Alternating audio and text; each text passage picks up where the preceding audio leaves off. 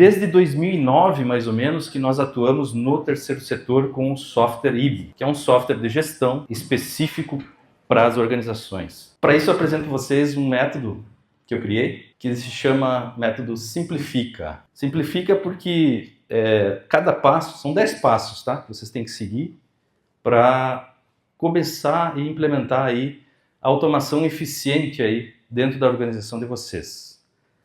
Então cada passo, né, tem uma letra ali e no final a gente chega no nome do método, que é Simplifica. Aqui nós vamos ter tempo hoje de ver cada um desses passos, tá? Então, iniciando, esse aqui é o resumo do método e todas as etapas dele, tá? É claro que não tem como a gente ir a fundo em cada etapa, então eu vou passar para vocês mais ou menos o que seria cada uma dessas etapas, para vocês estarem implementando aí na organização de vocês. Bom, passo número 1 é esse, de selecione tarefas, tá? Esse é o passo mais importante. É o passo onde você vai identificar quais as tarefas repetitivas e cansativas que vocês têm na organização de vocês. O que é aquilo que é mais chato, mais repetitivo, que vocês querem, de alguma maneira, automatizar. Né? Exemplo, emissão de recibo, cadastro de beneficiário, preenchimento de planilha, relatório de projeto, conciliação financeira. Aqui só alguns exemplos. Mas isso vocês têm que pegar para a realidade da organização de vocês. Passo número 2, tá? Então selecione quais as tarefas. Cria lá uma lista, tá? Cria uma lista dessas tarefas. E aí depois que vocês têm ali, pelo menos vocês vão listar umas 10, tá? Mínimo.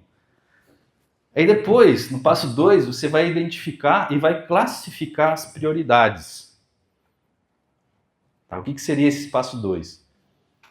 Defina quais dessas tarefas têm maior impacto imediato, por exemplo.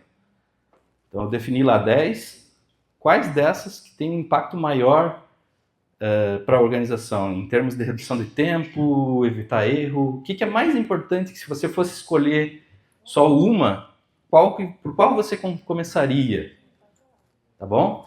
Então, isso aqui serve para priorizar, tá?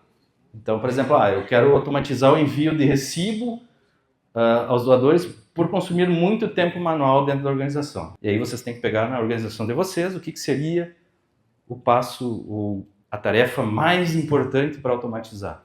Porque não adianta vocês começarem com todas elas ao mesmo tempo. Isso não vai funcionar. Então você tem que ir com calma e indo uma por uma. Beleza? Já sei qual que é a tarefa que é mais prioritária para mim. Próximo passo, passo 3. Eu preciso mapear ferramentas, tá? E essa é uma etapa que é muito negligenciada dentro das organizações. Às vezes por falta de conhecimento e às vezes por pressa, né? Ou preguiça, às vezes, de ir atrás e conversar com fornecedores. Então, pesquisa bastante, escolha as ferramentas tecnológicas apropriadas para aquilo que vocês querem resolver. Isso não é uma tarefa tão simples como parece, tá? Porque eu poderia fazer aqui conversar com vocês 30 minutos só como escolher uma ferramenta. O que eu devo considerar, né? Então, basicamente, eu tenho que considerar como que é o suporte, como que é a implementação dela, vai ter apoio ou não vai, esse fornecedor é brasileiro ou é estrangeiro, como que ele está adequado com relação à segurança da informação, privacidade de dados, LGPD, quais as entidades e organizações que ele atende já, para até mesmo conversar com essas organizações.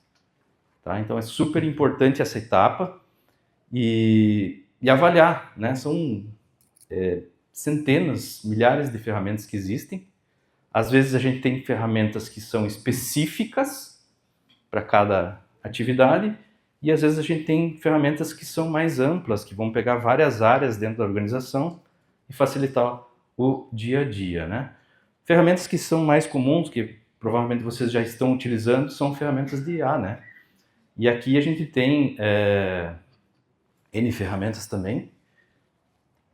E deve ser observado também essa questão da segurança, da privacidade, né? Porque no momento que eu estou usando um ChatGPT, um Gemini gratuito, essas ferramentas elas utilizam os dados que vocês estão imputando ali para aperfeiçoamento da própria ferramenta, né? Então, isso, de certa forma, ela infringe muitas coisas, né? Porque vocês têm que prestar muita atenção nas informações que vão ser imputadas lá, porque às vezes tem informações que são sensíveis, né?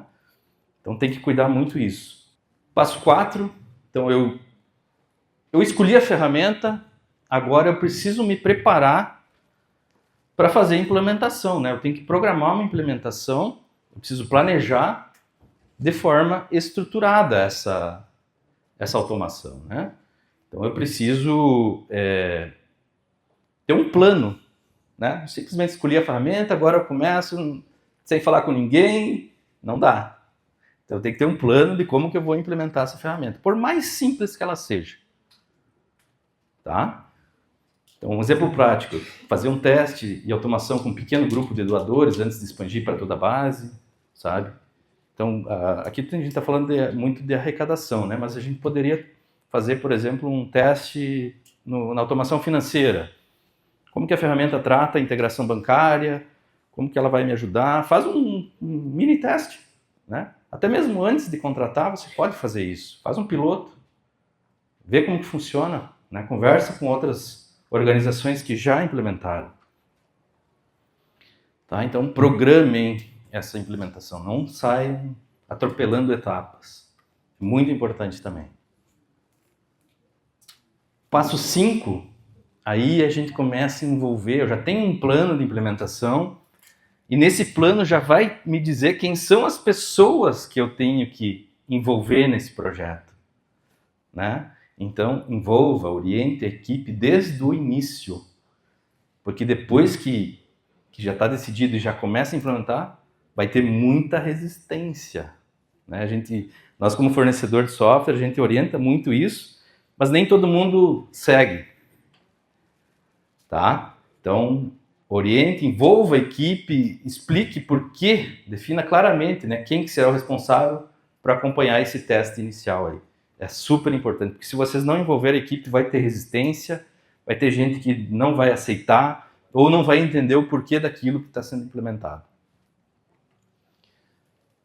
Passo 6, implemente gradualmente.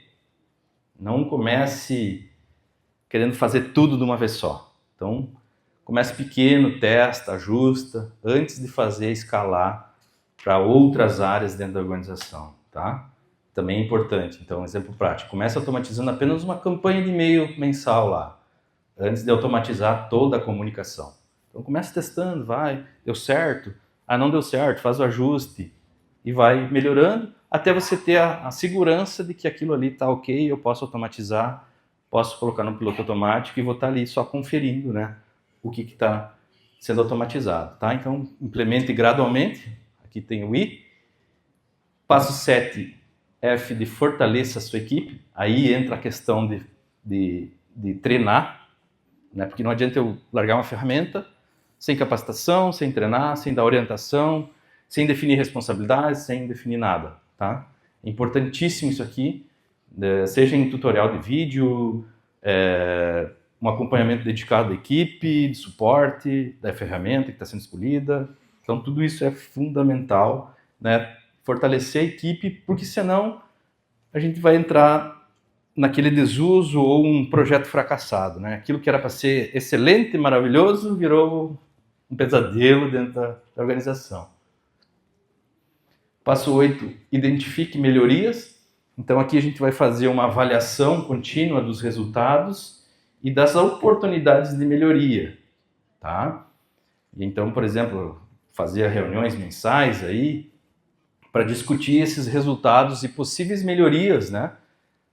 Às vezes não está usando todos os recursos daquela ferramenta, eu posso explorar alguma coisa a mais. Então, ir gradualmente avaliando isso e vendo oportunidades que eu posso melhorar a minha gestão ou até mesmo a automação de algumas tarefas que ainda não estão ali automatizadas. Passo 9, então estamos caminhando para o fim aqui do passo a passo. Consolide os resultados. Então, organize, documente, registre claramente os resultados que foram obtidos ali com essa automação. Porque de nada adianta a gente fazer todo um trabalho e não ver resultado no final, ou não medir esse resultado. E é muito fácil da gente medir, contanto que a gente faça isso. Né? Um relatório simples, como esse aqui, onde eu pego 3 indicadores principais, né? Tempo, gasto, erros e produtividade.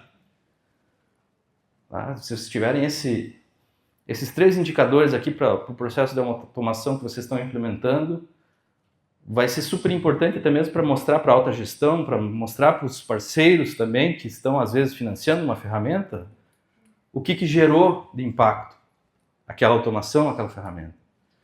Então aqui a gente tem um exemplo de redução de 8 horas para 2 horas no tempo gasto, de 15 erros a gente foi para 2 erros, e de produtividade aumento de 200%. Então aqui fica fácil de visualizar os indicadores que foram gerados, né?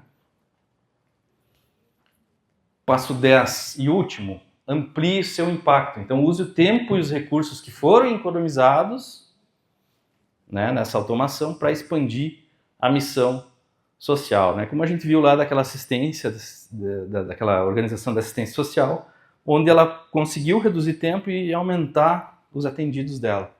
Ela conseguiu ampliar a base de atendidos e gerando maior impacto social ali para a sociedade que está no entorno. Tá? Então, basicamente, são esses 10 passos que a gente tem aqui na metodologia Simplifica. Né? Então, selecione, identifique, mapeie, programe, lidere a equipe, né? Implemente, fortaleça, identifique, consolide e amplie. Isso é um ciclo, tá, gente? Então, eu posso começar com uma tarefa simples e posso ir expandindo, melhorando e automatizando cada vez mais. Então, automatizar é simplificar a rotina para multiplicar resultados sociais.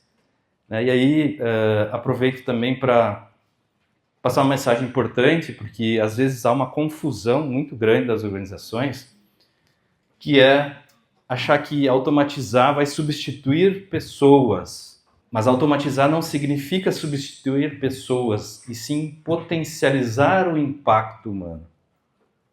É isso que eu entendo que seja saudável. Né? Sua equipe tem habilidades únicas e preciosas. Então, liberte o tempo delas para que elas possam usar efetivamente na organização a favor da sua missão social. Então, a automatização ela vai, de certa forma, fazer uma libertação para que a sua equipe não tenha tempo ou está sufocada em tarefas repetitivas que poderiam ser automatizadas. E vai ter um olhar também mais humano, mais amplo sobre a organização. Vai dar tempo de fazer isso. Tá? E meu convite final, o futuro das organizações é digital, é inteligente, e eu queria convidar aí vocês para a gente implementar esse método dentro da organização de vocês,